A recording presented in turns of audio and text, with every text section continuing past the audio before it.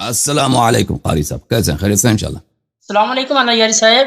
علیکم السلام ورحمۃ اللہ، کیسے ہیں؟ خیریت سے میرے بھائی؟ جی الحمدللہ، اللہ کا احسان کرم، آپ سنائیں کیسے؟ اللہ تعالیٰ کا بہت ہی احسان ہے، تھینک یو سر۔ کہاں سے کال فرمائے قاری صاحب؟ کہاں سے کال فرمائے؟ میں پاکستان سے۔ پاکستان کس جگہ سے؟ سرگودا۔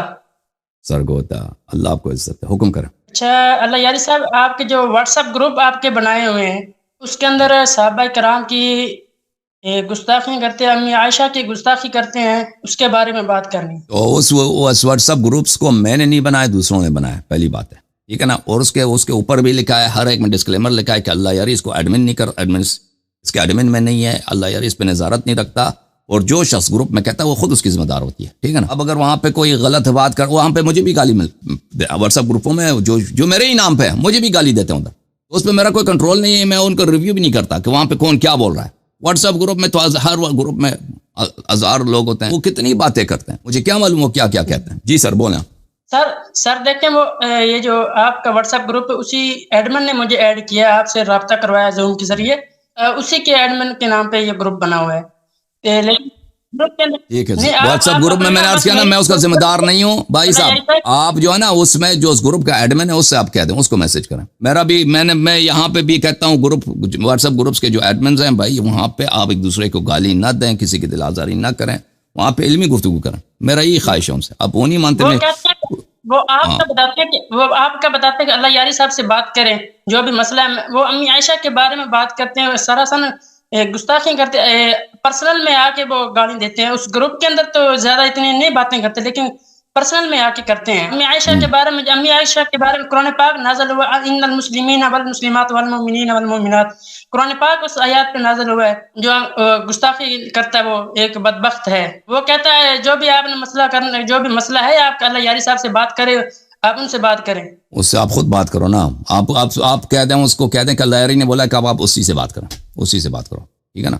اب مجھے کیا معلوم وہ کیا کہتا ہے۔ میری چھوٹی سی ریکویسٹ یہ ہے کہ آپ کے جتنے بھی گروپ ہیں، آپ کے نام کے، چلو ان سے آپ بھی اگر ایک مرتبہ رابطہ کر لیں تاکہ وہ ایسی فضول باتیں نہ کیا کرے، کیونکہ ہم نے پھر آپ کے بارے میں بری باتیں سوچنی کہ اللہ یاری صاحب کی یہ نمائندے ہیں، وہی باتیں۔ دیکھو بھائی، میں عائشہ کے متعلق آپ واٹس ایپ گروپ میں کیا چلتا ہے میں وہاں پہ کوئی گفتگو نہیں کرتا، لیکن میں آپ کے اپنے کتب سے دکھاتا ہوں کہ عائشہ، آپ کے اپنے کتب میں عائشہ کیا کرتی تھی، اس کا کیا کردار ہے، وہ آپ کو میں دکھا دیتا ہوں۔ دیکھو میرے بھائی، یہ کتاب سنن ابی داؤد، چاپ دار الفکر، صدقی الجمیل العطار نے اس کتاب کی تحقیق کیا۔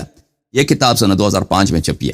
یہ کتاب النکاح ہے، صفحہ نمبر 382 ہے، یہاں پر حدیث نمبر ہے 2000، اس میں یہ جملے ملاحظہ فرمائیے، کانت عائشہ تأمر بنات اخواتها، عائشہ صاحب نے بتیجیوں کو حکم دیتی تھی، وبنات اخوانها، اپنے بھانجوں کو، بھانجیوں کو اور اپنے بتیجیوں کو، بنات اخواتها، بھانجیوں کو، وبنات اخوانها، اور اپنے بھانجیوں کے حکم دیتی، ایرضعن، احبت عائشہ ان یراہا ویدخل علیہا وان کان کبیرا 5 رضعات، عائشہ حکم دیتی تھی کہ جو شخص عائشہ سے ملاقات کرنے کے لیے آتا ہے، چاہے وہ کتنا ہی بڑا آدمی کیوں نہ ہو، کتنا عمر رسیدہ نہ ہو، یہ عائشہ کی بتیجیاں اور عائشہ کی بھانجیاں، ان کی ڈیوٹی یہ تھی کہ ان کو چاتی دے دیں، اپنی چاتی سے ان کو دودھ پلا دیں تاکہ وہ عائشہ کے لیے محرم بن جائیں، رضا عائشہ کے لیے۔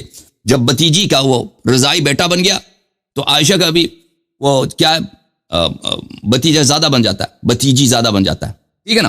ثم يدخل علیہ، پھر وہ حضرات آتے تھے عائشہ کے پاس۔ اب یہ حدیث صحیح ہے یا نہیں ہے؟ یہ کتاب صحیح ہے، سنن ابی داؤد البانی صاحب کی، جلد نمبر 6، چاپ کتاب غراض، کتاب چھپی ہے مؤسسۃ الغراض میں سنہ 2002 میں، ملاحظہ فرمائیے، یہ صفحہ نمبر ہے 301، وہی حدیث ہے، اگلے صفحے میں ملاحظہ کریں، کانت عائشہ، تو وہی بات کہ عائشہ کیا کرتی تھی، عائشہ اپنی بتیجیوں کو اور بانجیوں کو حکم دیتی تھی کہ مجھ سے جو ملاقاتی آتے ہیں پہلے ان کو محرم بناؤ، رضائی محرم بناؤ، ان کو چاتی سے 5 دفعہ دودھ دینا آپ نے۔ قلت اسنادہ صحیح علی شرط، رضائی بیٹا بنانا ہے نا، ان کو دودھ دینا ہے تاکہ وہ بتیجی کا بیٹا بن جائے۔ بتیجی کا بیٹا بننے کا طریقہ یہ کہ اس کو چاتی دے 5 مرتبہ دودھ دے دے۔ اسنادہ صحیح علی شرط البخاری، یہ اس کی سند بشرط بخاری سے ہی، وصححہ الحافظ، حافظ ابن حجر نے بھی اس کی تصحیح کی، ٹھیک ہے نا؟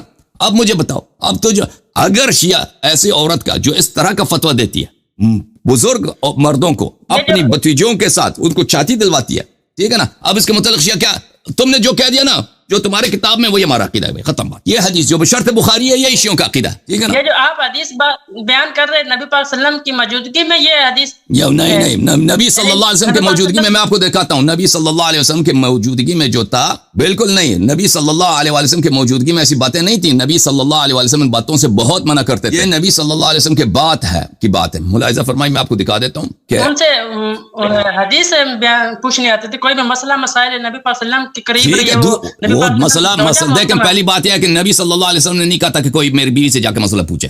اور پھر یہ کوئی ضروری تو نہیں کہ محرم بننے کے بعد. یہ کتاب ہے سنن الترمذی، چاپ دار الفکر، 2005 میں بیروت لبنان میں چھپی ہے. یہ صفحہ نمبر 352 ہے میرے بھائی. ملاحظہ کریں. ام سلمہ نے فرمایا قال رسول اللہ صلی اللہ علیہ وآلہ وسلم لا يحرم من الرضاعة الا ما فتق الامعاء ما في الثدي وكان قبل الفطام. رضاعہ کسی کو محرم نہیں بناتا مگر یہ کہ اس سے بچے کا پیٹ اس دودھ سے بھر جائے اور قبل الفطام ہو، بچے کو دودھ سے نکالنے سے پہلے کا مسئلہ ہو. ٹھیک ہے نا. تو رسول اللہ صلی اللہ علیہ وسلم نے تو یہ بتایا کہ مردوں کا جو ہے وہ رضاعہ بنتا ہی نہیں ہے. جامع الترمذی اردو ترجمے کے ساتھ، چاپ مکتبۃ العلم جلد اول. ملاحظہ فرمائیے رضاعت کی حرمت صرف 2 سال تک کی عمر سے ہی ثابت ہوتی ہے. ام سلمہ سے روایت ہے، اور سن لو بھائی سن لو. رضاعت کی حرمت اس صورت میں ثابت ہوتی ہے کہ دودھ بچے کے آنتوں میں پہنچ کر غذا کے قائم مقام ہو اور یہ دودھ چڑانے سے پہلے یعنی دودھ پلانے کی مدت میں ہو. یہ حدیث حسن ہے، صحیح ہے. اس پر صحابہ اور اہل علم کا عمل ہے کہ رضاعت 2 سال کے اندر دودھ پینے سے ہی ثابت ہوتی ہے. جو 2 سال کے بعد دودھ پیے سے حرمت ثابت نہیں ہوتی. اچھا میں مزید آپ کو دکھاؤں. یہ کتاب ہے بخاری، چاپ سعودی عرب، جلد نمبر 5، حافظ ستار الحماد کا ترجمہ ہے. ملاحظہ فرمائیے اس میں اجازت دیں بھائی. 2 سال کے بعد رضاعت معتبر نہیں ہے. 2 سال کے بعد لقوله عز وجل، اس لیے کہ اللہ نے فرمایا حولین کاملین لمن اراد ان یتم الرضاعہ. اللہ نے قرآن میں فرمایا ہے پورے 2 سال کی مدت میں اس شخص کے لیے جو مدت کی رضاعت پوری کرنا چاہتا ہے. 2 سال کی مدت میں اللہ نے قرآن میں کہا کہ پوری مدت رضاعت 2 سال ہے. اچھا اس کے بعد جو حدیث ہے ملاحظہ فرمائیے. عائشہ کا کہنا ہے ان کے پاس نبی صلی اللہ علیہ وسلم ان کے پاس تشریف لائے تو عائشہ کے پاس ایک آدمی تھا. یہ دیکھ کر آپ کا چہرہ متغیر سا ہو گیا، گویا آپ نے اس کی موجودگی کو برا محسوس کیا. نبی کو برا لگا صلی اللہ علیہ وسلم کہ یہاں پہ ایک مرد کیوں ہے میرے بیوی کے ساتھ. عائشہ نے کہا یہ میرا رضاعی بھائی ہے. آپ صلی اللہ علیہ وسلم نے فرمایا خوب غور کیا کرو کہ تمہارے بھائی کون ہے. رضاعت تو بھوک سے ثابت ہوتی ہے. اس کو کس باب میں لایا؟ اسی باب میں لایا کہ 2 سال کے اندر ہی رضاعت ہوتی ہے. رسول اللہ صلی اللہ علیہ وسلم نے عائشہ پہ پہلے بھی غضب کیا. رضاعت اس طرح نہیں ہوتی کہ بھائی بڑے آدمی کو دودھ پلا دو تو رضاعت بن جاتا ہے. تو عرض یہ ہے میرے بھائی دیکھیں بات سنیں. دیکھیں آپ بھی نفی کر رہے ہیں نا امی عائشہ رضی اللہ کے بارے میں، نفی ہی کر رہے ہیں نا. نہیں نفی نہیں کر رہا، میں ثابت کر رہا ہوں بھائی. میں ثابت کر رہا ہوں کہ یہ عورت وہ ہے جو اپنی بھتیجیوں کو اور بھانجیوں سے کیا کراتی تھی. ہاں کیا بھائی بتاؤ، آپ خود بتاؤ. میں نے سن لی، ایک مرتبہ سن لی میں کہتا ہوں میں ان کو نفی کرتا ہوں. میں نفی نہیں کرتا، میں کہتا ہوں نبی صلی اللہ علیہ وسلم کے منع کرنے کے باوجود یہ کام کرتی تھی. میری بات سن لیں. وہ تو پھر ان لوگوں کا قصور ہوگا، امی عائشہ کا تو قصور نہیں نا ہوگا. جو ایک بندہ ایک عورت کس سے مسئلہ پوچھنے آ جائے اس میں امی عائشہ کا تو قصور نہیں نا ہوگا. امی عائشہ کا کیا قصور نہیں ہے بھائی؟ جب اس کا حکم یہی ہے کہ جو میرے پاس آنا چاہتا ہے پہلے ادھر جا کے 5 مرتبہ چاچی لے لے میری بانجی سے، میری بچی. لوگ تو کریں گے نا، وہ تو شوق سے جائیں گے کہ ہم نے چاچی منہ میں رکھنا. دیکھیں ایک منٹ عائشہ کا قصور نہیں ہے اس میں. ایک منٹ میری بات سنیں نا. آپ جو باتیں کر رہے ہیں کہ امی عائشہ کے بارے میں کہ وہ نبی کی بیوی ہے، آپ اس آیات کے نا جو آیات ان المسلمین چلیں وہ اپنے آیات ٹھیک ہے بھائی، تم اپنے مولوی کو لے کے آنا تاکہ آیات پر گفتگو کریں. پاک عورتیں نہ پاک عورتوں کے لیے پاک مرد، پاک مردوں کے لیے پاک عورت. یعنی نبی ہمارے نبی پاک تو پاک ہے، تو اس کی بیوی بھی پاک ہے. اس کے اوپر کچھ بھی بات کرنا وہ تو اسلام سے خارج ہو جائے گا.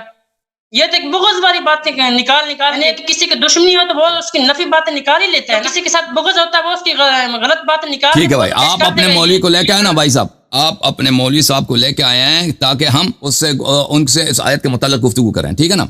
الطیبات للطیبین والطیبون للطیبات، وہ اور دوسری آیت ہے، تم دوسری آیتوں میں خلط کر رہے ہو. وہ اس آیت کا مطلب یہ نہیں ہے کہ ہر جو اچھا آدمی ہے اس کی عورت بھی اچھا آدمی ہوتا ہے. کیونکہ حضرت نوح علیہ السلام کہ بیویاں اچھے نہیں تھے لوگ، اس آیت کا مطلب یہ ہے کہ اچھی بات اچھے لوگوں کے لیے اور برے بات برے لوگوں کے لیے، یہ آیت کا مطلب ہے، ٹھیک ہے نا میرے بھائی؟ ان المسلمین، وہ اس آیات کو نہیں مانتے آپ؟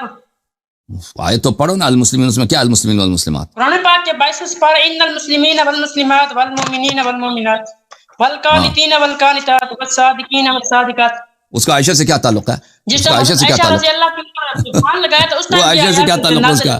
دنیا قرآن مجید میں قانتہ عورتوں کی تعریف ہے، تو اس عائشہ سے کیا تعلق ہے اس کا؟ اس کا تعلق یہ ہے کہ حضرت عائشہ رضی اللہ کے اوپر بہتان لگایا گیا تھا نا، تو اس ٹائم یہ آیات نازل ہوئی تھی کہ پاک مردوں کے لیے پاک عورت، نہیں پاک بہتان لگایا گیا تھا نا، بہتان لگایا گیا تھا، تو اچھی باتیں اچھی مردوں کے لیے اور بری باتیں بری مردوں کے لیے، اچھی باتیں اچھی عورتوں کے لیے، بری باتیں بری عورتوں کے لیے. آیت یہ ہے، اس طرح نہیں کہ اگر شوہر اچھا ہے تو اس کا بیوی بھی 100% اچھی ہوگی، اس طرح کوئی قاعدہ نہیں اسلام میں اور نہ دنیا میں. اور کیا میرے بھائی نفی ہی کر رہے ہیں نا نبی پاک صلی اللہ علیہ وسلم. آپ سوچیں بھائی، ابھی سوچیں اب خود میرے بھائی صاحب سوچ لینا کہ جو عورت ابھی آپ کے محلے میں، آپ کے شہر میں، آپ کے گاؤں میں اگر کوئی ایسی عورت ہو جو اپنی بچیجیوں کو اور بانجیوں کو حکم دیتا ہے کہ جو بھی مرد اس سے ملنے آ جائے اس کو وہ چاتی دے دیں 5 مرتبہ، تم اس کے متعلق کیا کہو گے؟ اس عورت کے متعلق یہ اللہ یاری صاحب بہت عام لوگوں کو آپ ان کی نسبت نہیں نہ لگائیں گے. وہ ایک عام آدمی اگر یہی کام کرے نا، اگر ایک عام آدمی یہی کام کرے اس کے متعلق کیا کہو گے؟ بہت ہی باتقوا ہے، بہت ہی طیبہ ہے، بہت ہی طیبہ باتقوا مسلمہ ہے، مومنہ ہے، جی یہی کہو گے؟ سب نوجوانوں کو اس کے گھر میں کیا ملتا ہے؟ دودھ ملتا ہے، اور جوان لڑکیوں کی چاچیوں سے، یہی کہو گے؟ بہت ہی مومن، جی ٹھیک ہے نا. آیات کو تو مان نہیں رہے آپ، اللہ آپ کو عزت دے، اللہ آپ کو سلامتی دے. آپ کسی مولوی کو لے کے آئے میرے بھائی، ٹھیک ہے نا.